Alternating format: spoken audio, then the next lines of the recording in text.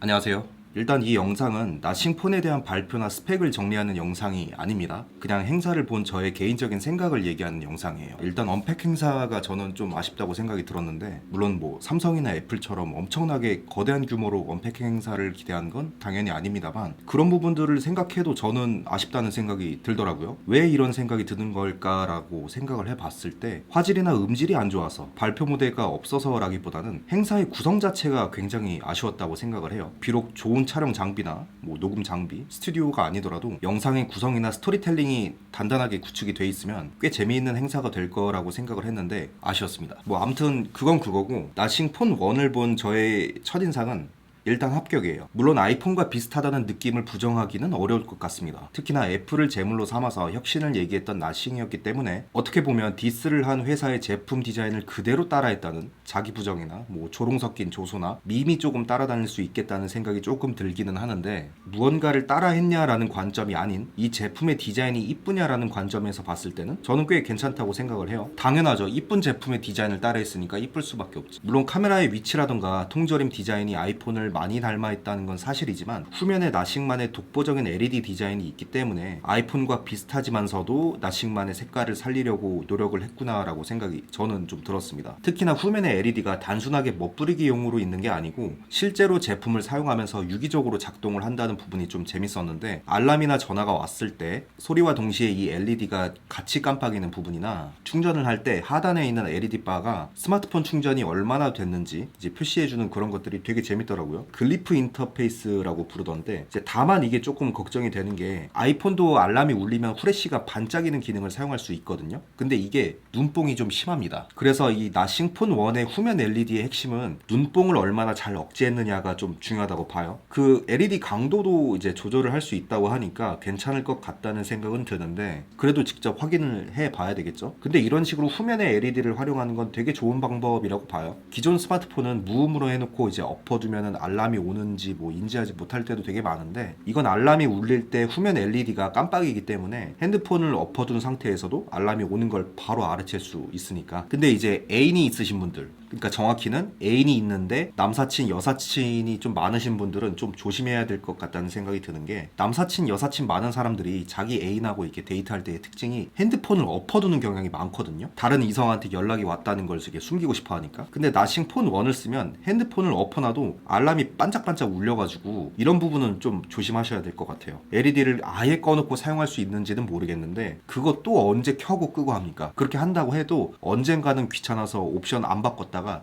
들켜요.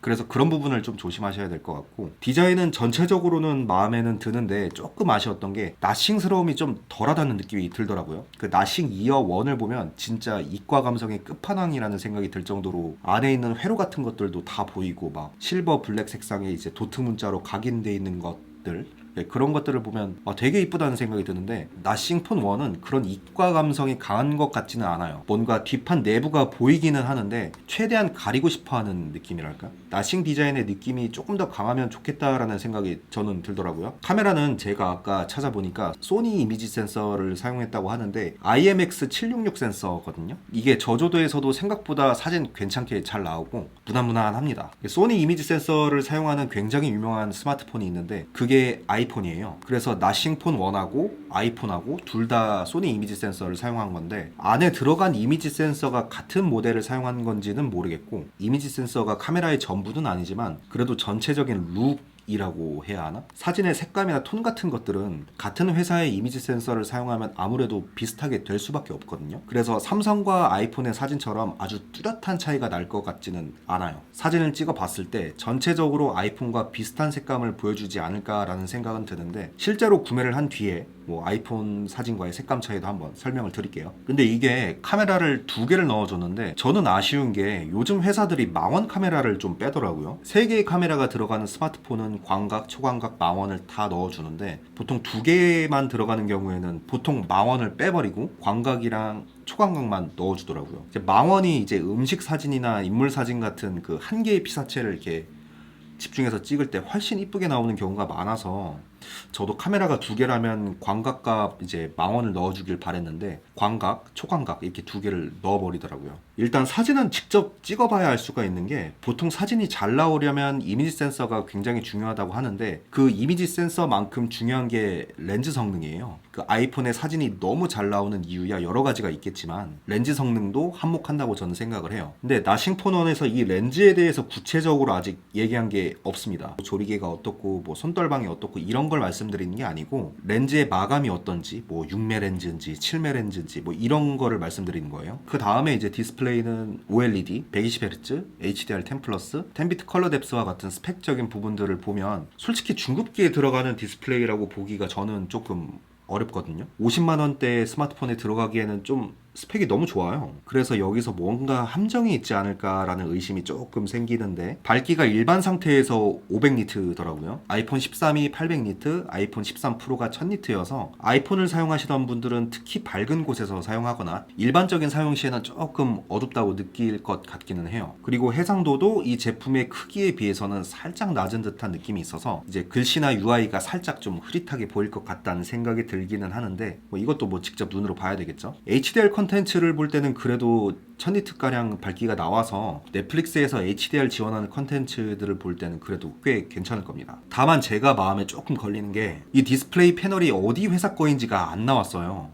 찾아봤는데 안 나오더라고요. 근데 이 제품의 가격대를 생각해 보면 아무리 생각해도 삼성이나 LG의 OLED를 넣기에는 수지 타산이 이제 안 맞는다고 생각이 드는데 그러면 사실상 선택지는 BOE밖에 없을 거거든요. 그러니까 BOE가 좋다 나쁘다라는 게 아니고 패널의 품질은 당연히 한국 회사들이 더 좋은 게 맞는데 BOE의 가격 경쟁력이 꽤 강한 편이어서 나싱폰1의 가격을 생각해 봤을 때 BOE 패널이 사용되지 않았을까라고 조심스럽게 좀 예상을 해봅니다. 이거 혹시 좀 아시는 분들이 있으면 댓글로 좀 남겨주세요. 나싱 OS라고 말은 했지만 사실상 안드로이드라고 생각하시면 마음 편합니다. 안드로이드를 이제 살짝쿵 튜닝해서 UI도 나싱 특유의 도트 그래픽으로 만들어놔서 개성은 확 와닿는다는 생각은 드는데 제일 중요한 게 기기 연동성이거든요. 애초에 나싱이 애플을 까면서 내세웠던 논리가 애플은 애플 제품끼리만 연동이 가능하도록 되어 있어서 지나치게 폐쇄적이다. 우리 나싱은 모든 제조사와의 연동이 가능하도록 하겠다라고 얘기를 했고 이게 저는 나싱 OS의 핵심이라고 봐요. 근데 이 부분에 대해서 이번에 명확하게 보여준 게 별로 없어요. 테슬라 자동차와의 연동이나 애플 에어팟을 연동할 수 있다라고는 하는데 실제로 보여준 게 없습니다. 그래서 아직까지는 이런 연동 생태계가 완성이 덜 됐다고 생각이 들었고 아직 꽤 많은 시간이 걸리지 않을까라는 생각이 들어요. 여기서 제일 중요한 게 뭐냐면 별도의 앱을 깔지 않고 나싱 폰만 가지고도 다른 회사 제품과 연동이 깔끔하게 돼야 한다는 거예요. 전용 앱을 깔아서 연동하는 건 사실 갤럭시 아이폰에서 다 되는 거여서 그거는 크게 의미가 없습니다. 개인적으로는 별도의 앱을 사용하지 않고 다른 회사의 제품과 연동이 가능한 생태계를 구축하는 게 나싱폰의 성공과 실패를